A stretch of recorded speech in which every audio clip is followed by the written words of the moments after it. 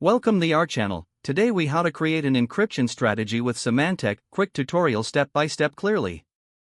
Start by launching the Symantec Encryption Management Console. Log in with your administrator credentials to access the dashboard. Navigate to the Policies section in the menu. Click on Create New Policy to start your encryption strategy. Choose the type of encryption you wish to implement, such as full disk or file level encryption. Assign a name and description to your new policy for better organization. Select the target devices or users applicable for this encryption strategy. Configure the encryption settings according to your organization's security requirements. This may include setting password complexity, timeout durations, and recovery options. Review the compliance options to ensure your policy meets necessary regulations. After finalizing the settings, click on Save to store your new encryption policy. Next, deploy the encrypted policy to your selected devices. Monitor the deployment process to ensure all devices are correctly encrypted. Utilize the reporting features to assess encryption status across your organization. Finally, conduct regular reviews and updates of your encryption policy to safeguard against emerging threats.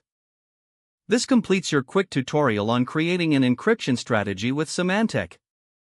If the page does not load, refresh the browser or try again in a private or incognito window. Make sure you are using the correct email address, then retype it carefully to avoid small typos. If your password is not accepted, use the reset option and create a new strong password you can remember.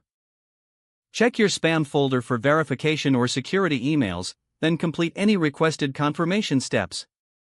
Enable two-factor authentication if available to improve account security and reduce unauthorized access risk. After signing in, review your profile details so your contact information and settings are accurate and current. If you see an error message, note it down and try again after restarting your device and internet connection. Log out when you finish, especially on shared devices, to keep your account and payment information secure. If the page does not load, refresh the browser or try again in a private or incognito window.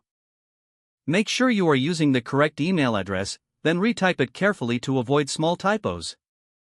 If your password is not accepted, use the reset option and create a new strong password you can remember. Check your spam folder for verification or security emails, then complete any requested confirmation steps. Don't forget to like this video and subscribe to our channel for more step-by-step tech guides.